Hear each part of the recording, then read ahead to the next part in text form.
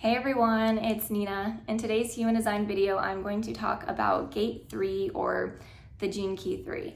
So this is a really interesting gate. So I have actually been sitting in contemplation with this for the past 9 or 10 months or so. I first really encountered and started to go a little bit more deep into it when I went through the Venus sequence.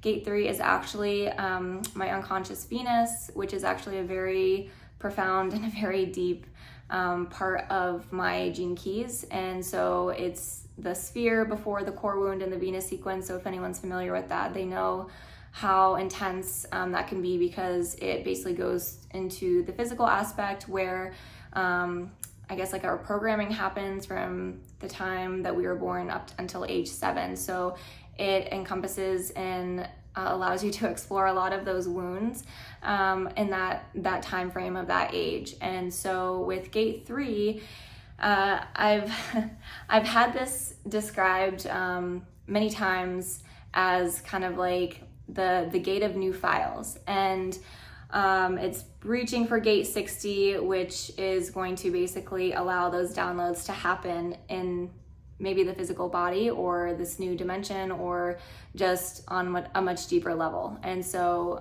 we actually have gate 3 in the transits right now, that whole channel, the 360.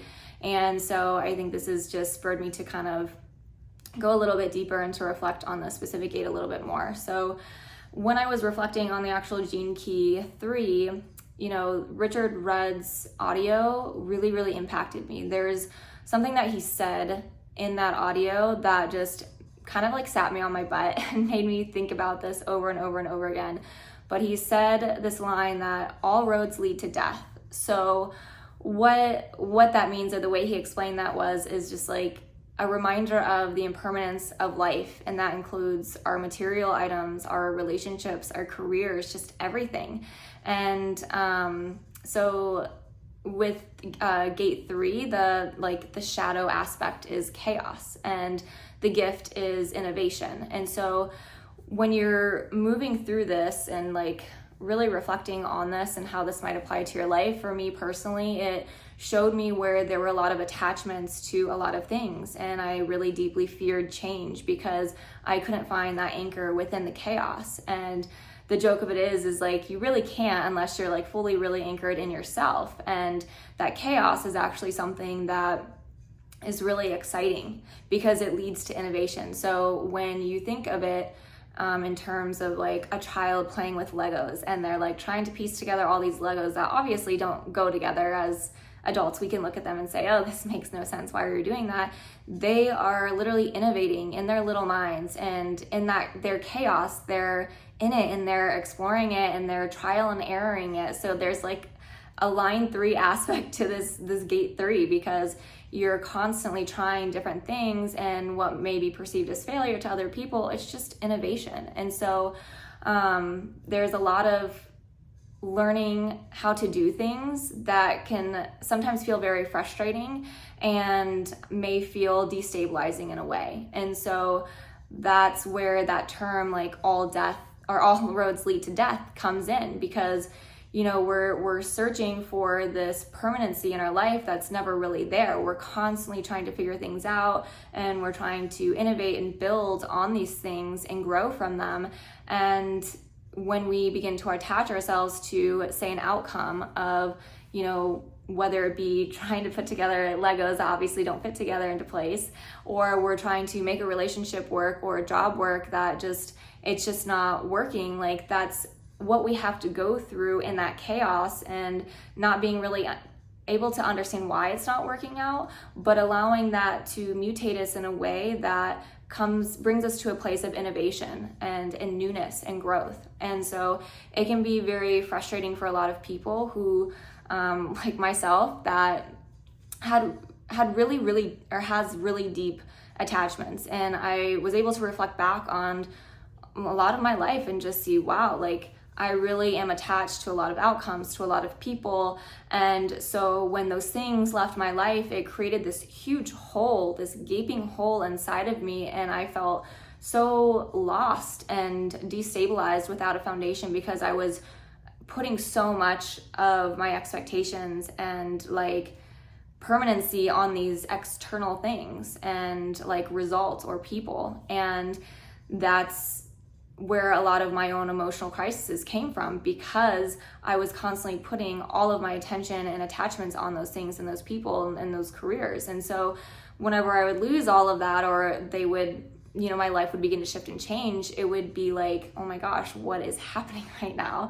And, as I've gone through this Venus sequence, it's taught me the form of, or the practice of contemplation. And so being able to observe myself and reflect back on those moments where I began to realize, like, okay, like death is a constant thing. Like all roads really do lead to death. And it teaches you to become like a child again, where you become more present in each moment and what you are doing, without an expectation of like, oh, this needs to turn out this way, and this needs to happen like this, and it needs to be here forever to make me feel comfortable.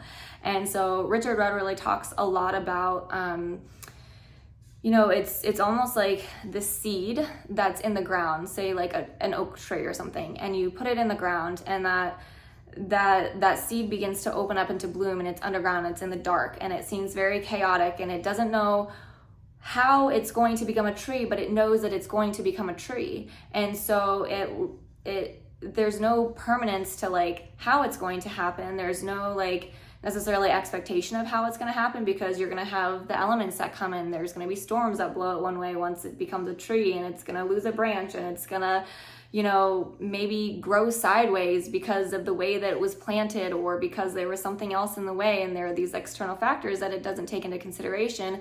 But it just knows that it's going to grow into an oak tree, maybe not like an exact perfect replica of what it may have had in its mind when it was a seed, but there's this chaos that happens as it's growing in the dark, and it starts to push through the ground, and it starts to grow into this oak tree, and it becomes this like magical journey of becoming something, but it's always going to turn out into something completely different than it may have even expected. And so it's not, again, necessarily about the end outcome or staying attached to what's going to happen. It's more of like being in the present moment and being with where you're at and appreciating it, and saying like, this is the joy. This is like, the joy is found in the actual journey. And so this gate itself has really taught me the impermanence of everything on like on a much deeper level, and taught me to look into my triggers and my insecurities and my own attachments of people and things and external things, and to learn how to find home within myself, and to find that groundedness and that foundation within myself, so that when everything external might go to shit, or things might leave my life, or people might leave my life, or I might lose a job or whatever, I can know that it's just, this is a moment of mutation, this is a moment of chaos that I need to lean into, and trust that this is where the journey of innovating into something new and different is happening, and I don't have to be afraid of it. I can approach it with curiosity, like a child approaches learning things with curiosity. And in human design, Ra talks a lot about how gate 3 can produce a lot of melancholy, because in these states, I've experienced like these really extreme periods of almost like waiting for this mutation to happen, and you're just like, what is going on? And you feel like this deep sadness. And if you're attached to that emotion, you can get very lost in it, and you can really struggle to find the gift of innovation and change and mutation in it if you're more attached to like how you're feeling. But when you have an awareness of this gate and how you might experience this, is like, that sadness is actually like such a huge gift. That melancholy is such a huge gift, because it's forcing you to look at things differently from a different perspective, and it's forcing you to like basically reevaluate things. It could be your entire life, it could be your career, it could be like, wow, like I didn't think that this friend was who I thought it was, and maybe this is a relationship I need to end. And like, there's all this mutation that can happen in it. And so I think that a lot of people can get caught up in that depression and that sadness. And I know that I have so much in the past, and sometimes I still do. And just even the past few weeks, as gate 3 has been in transits, I have been sitting in this place of like really deep energetic uncomfortableness, where I'm like, something is shifting and changing, and I'm not quite sure what it is. And it feels energetically like very chaotic for me.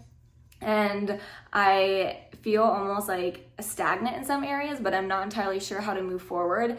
And then it's normally like, I'll do like breath work to kind of get some energy moving. I'll do like 5 or 10 minutes of holotropic breath work. I'll do some EFT tapping to try to go a little bit deeper, or just like move my body. I go for like 1 or 2 or 3 hour long walks some days, just to like keep myself moving and to just take deep breaths and to sit with that sadness and to sit with that melancholy or that depression without an attachment to it, and just breathe through it and know that it's something temporary and it's not going to be there forever. And so when we can start to look at this gate as something that is like so incredibly beautiful, and like I have such a deep respect for the energy and this gate and how it shows up in my chart and in my life, it brings so much change and innovation in such a beautiful way. But if we get attached to the chaos of it and the actual outcome of it, that's when we can start to feel more stuck, and we start to really resist life and resist the change. And that's where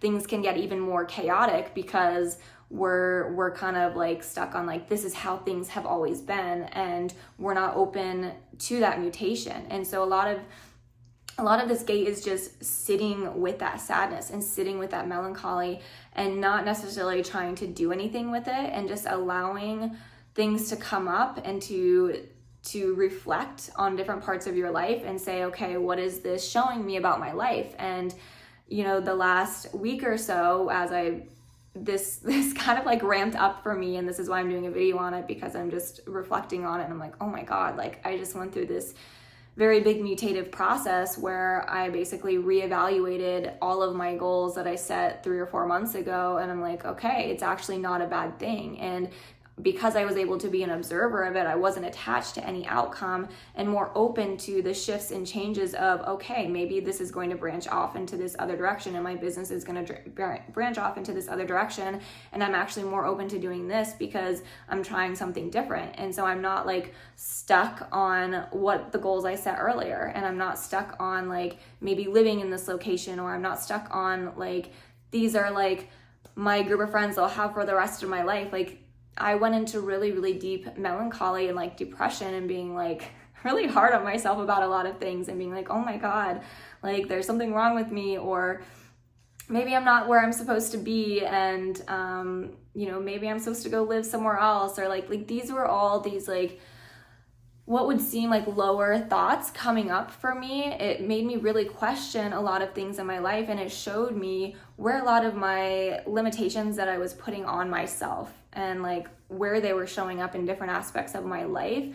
And once I was able to look at that, and like I cried and did breath work and like journaled and like did all these things to like help process this and start to see the actual innovation of like, oh, okay, here's what this mutation is bringing me. I was able to like, it's like this expansion of consciousness that happens because you like have these blinders on, and it's like gate 3 comes in, and it's like this uncomfortable process that you can't force. You can try and you can do things that help remove that uncomfortableness, but a lot of it's just learning to sit with it and just appreciate it for what it is.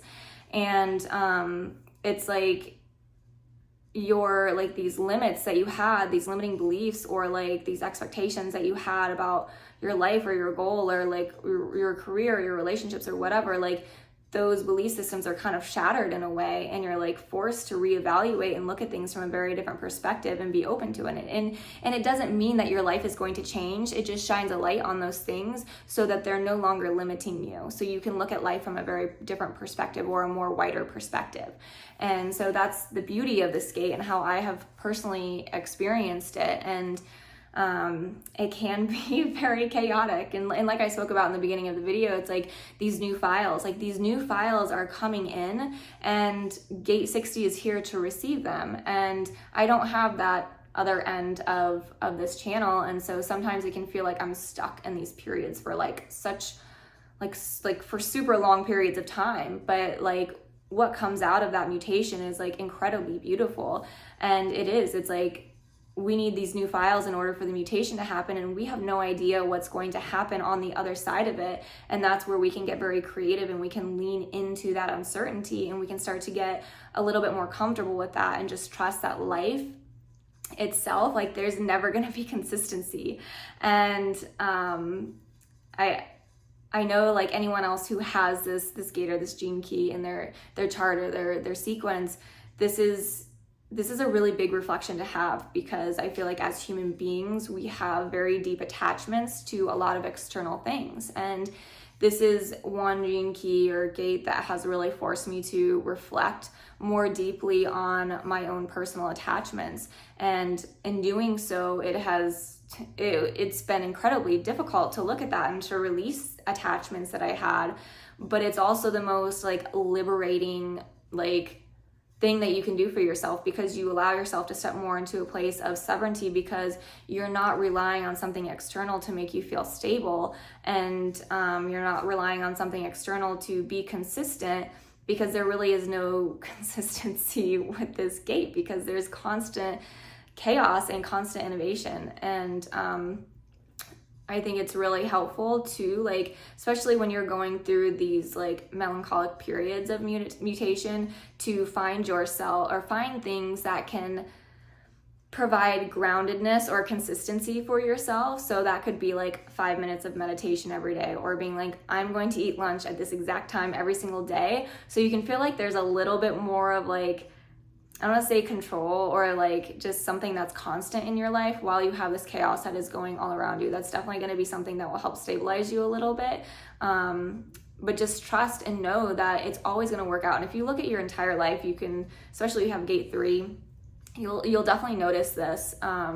If you look back and you really reflect and you're like, oh, okay, that makes sense during those time periods. And so when we shift our perspective towards and become aware of how this gate or this gene key shows up in our lives, we can say, oh, okay, I can actually step back and have a different perspective on this and view this differently, so it's not controlling me emotionally or mentally or physically and keeping me stuck in these old emotions or stuck in these old ways of being. And knowing that, you know, I can actually be open and like soften into this innovation that is here to be birthed and born into this world through these trials, this trial and error of like trying things and being like, oh, this doesn't work. So it does require a lot of grace and compassion for yourself as well as you were going through these periods, because there are going to be things where you're like, oh, this isn't right. And then you say, okay, it didn't work. Well, let's try something different. And like being really kind to yourself and treating yourself as if you were like a child who is just learning something. And so I think that's most of what I have to say about this gate. It's very profound. I didn't go into the actual study of this specific gate, but I mostly just wanted to speak more of like what it feels like to experience this when you have it prominently in your chart, or where you have it in your chart, and ways, or like a way of being able to become aware of it and then kind of create more of like a constant or a little bit of stabilization in yourself as you go through this. Because this gate, actually gate 3 and gate 60 is going to be in the transits off and on for the next, or until 2027, I believe. So this is something that we're going to be experiencing a lot of. And when we have this awareness of it, we can step more into a place of peace instead of feeling like we're out of control. And it's just incredibly empowering to know that we don't have to get caught up in that chaos, and we can actually enjoy it, and we can actually have fun with it, and like laugh at ourselves about it, and know and trust ourselves that we will always reach that end goal. And all we have to do is be fully present in whatever it is that we're doing, with no expectation or judgment of how it's going to turn out. Like, we can obviously have our goals, but we're just more open to how it's going to turn out and be pleasantly surprised by the innovation that is birthed from it. So I hope that you guys enjoyed this video. If you have any experience with this specific gate or gene key, I would love to hear. So comment below. And if you'd like to learn a little bit more about human design, you can go to my website at nina-elise.com, or you can check out my other human design videos. If you are moving through a lot of your deconditioning and using human design or other modalities and need a little bit of support right now, check out my website and the offerings that I have to help coach and help other people go through this deconditioning process as maybe you're going through this chaos and this mutation and birthing into innovation. So thank you so much for watching, and I will see you in the next video. Bye.